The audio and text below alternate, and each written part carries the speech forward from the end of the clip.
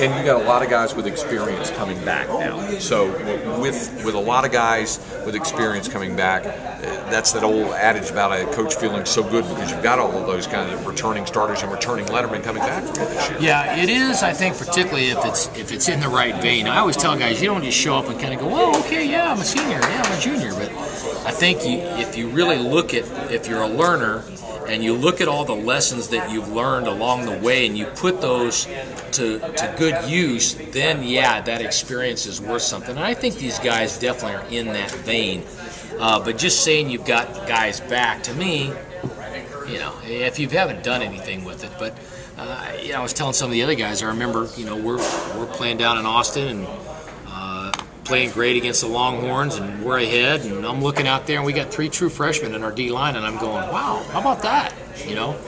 So having those guys grow up and be through a few wars, and I think there's a progression for every player where you show up, you're happy to be there, you've got a jersey, you want to play, then you want to be good and start, and then, okay, look at that stadium, look at that, okay, there's Bevo, okay, whatever.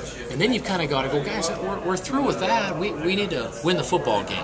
You know, we know where the stadium is, and we know what let's win the football game. So I think that's where they are right now. And the guys that you brought to Media Day with you not only are guys with experience, those are proven guys who've made some plays. Yeah, and great. Nate Solder is just a great kid and great player, and getting better every year. Very new to the old line. I mean, it's very rare you see a guy that's 6'9" and 320 and he's got 9% body fat, and he's a 3.7 student. I mean, that guy's unbelievable. And Jaleel Brown's a great kid, and Scotty McKnight's a very productive player as well. So I could have brought probably 40 guys down here that were great interviews. We got a lot of great kids on our football team and a lot of really good players and great chemistry. So I think all that stuff bodes well for us. Visiting with Colorado Buffaloes head coach Dan Hawkins here on AM 1300 The Zone.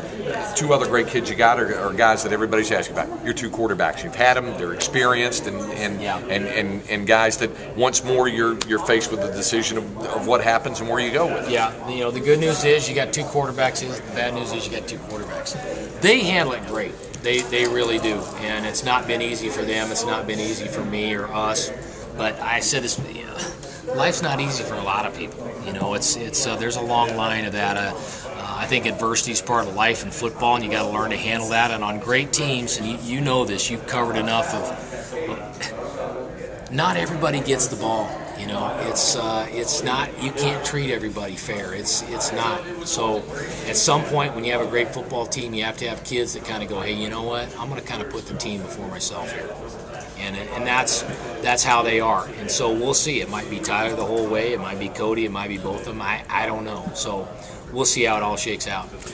You talked about Colorado State. Your guys have talked about Colorado State. It is the opener.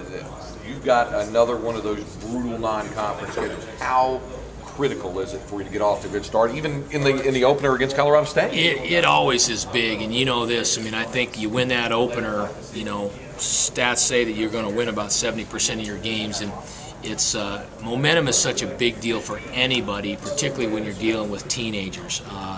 Now that being said, I've always said, you know, my goal would be for you to walk into our building on Sunday and not know whether we won or lost the day before. That would really be my goal.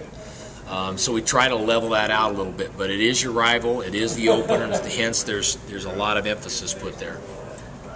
Shall I tell Moreland he owes you one? Is that the deal? He definitely does. You know, he's not here, you know, traded us in for baseball, you know, and he was a no-show on the Jerry Jeff deal, so. It has always been a pleasure visiting with you. We know that we're always the last one on your talk show radio. Guys, I think we're going to have to vacuum the floors here, which I said I'm not above. Trust me, I'm a good vacuumer. So I think I'm going to take this banner down though and hang it up in our locker room. I'm saying if I'm the last guy here, you have some goals. The goals there. Oh, what do you think? Hawk, thanks for the time. Appreciate it. All right, guys. Thanks. Yeah, take care. See you. You bet.